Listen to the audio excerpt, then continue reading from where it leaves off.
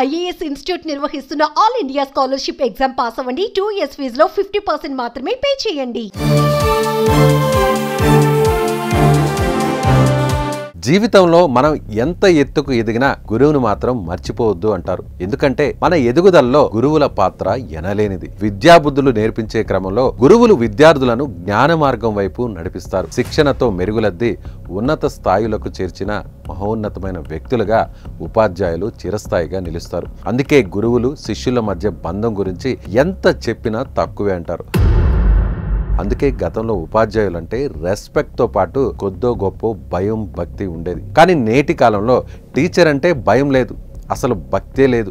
School అంటే గౌరవమే లేదు. ఇందుకు నిదర్శనమే ఈ ఘటన. స్కూల్లో అల్లరి చేయొద్దని చెప్పిన టీచర్ను ఈ విద్యార్థులు ఏం చేశారో తెలిస్తే వీళ్ళు విద్యార్థులా లేక ఉన్మాదులా అని అనకుండా ఉండలేరు. కావాలంటే ఈ వీడియోని పూర్తిగా చూడండి. అన్నమయ్య జిల్లా రాయచోటి పట్టణంలో జిల్లా పరిషత్ ఉర్దూ హై స్కూల్లో ఏజాస్ అనే ఉపాధ్యాయుడు ఫిజిక్స్ టీచర్గా పనిచేస్తున్నాడు. ఈ క్రమంలో 9వ తరగతి విద్యార్థులకు ఏజాస్ పాఠాలు చెప్తుండగా విద్యార్థులు అల్లరి చేస్తున్నారు. అయితే వారి అల్లరితో తోటి విద్యార్థులకు ఇబ్బందికరంగా ఉండడంతో క్లాస్ రూమ్ మొత్తం డిస్టర్బ్ కావడంతో అల్లరి చేయొద్దని వారిని మందలించారు. దీంతో తీవ్ర కోపానికి లోనైన 3 విద్యార్థులు ఉపాధ్యాయుడిపై దాడి చేశారు.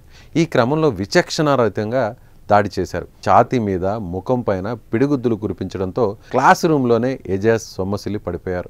దీంతో ఉపాధ్యాయుడు పరిస్థితి చూసిన తోటి ఉపాధ్యాయులు వెంటనే ఏజాస్ను హాస్పిటల్కి తీసుకెళ్లారు. అయినప్పటికీ ఫలితం దక్కలేదు. వైద్యులు వైద్యం చేస్తుండగానే ఏజాస్ ప్రాణాలు విడిచాడు.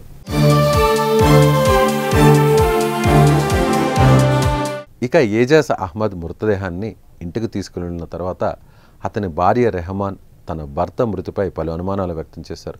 తన భర్త ఛాతిపై 3 విద్యార్థులు బలంగా కొట్టడం వల్లే చనిపోయాడని ఆరోపించింది. మృతికి కారణమైన వారిని ఉపాధ్యాయులు పోలీసులు ఎందుకు కాపాడుతున్నారో అర్థం కావడం లేదని ఆమె ఆవేదన వ్యక్తం చేస్తోంది. తన భర్త మృతి పట్ల అనుమానాలు ఉన్నాయని ఆమె పేర్కొనడంతో పోలీసులు అనుమానాస్పద మృతిగా కేసు నమోదు చేశారు. ఇక విషయం తెలుసుకున్న విద్యాశాఖ అధికారులు ఏజాస్ దాడి ఘటనపై విచారణ చేస్తున్నారు.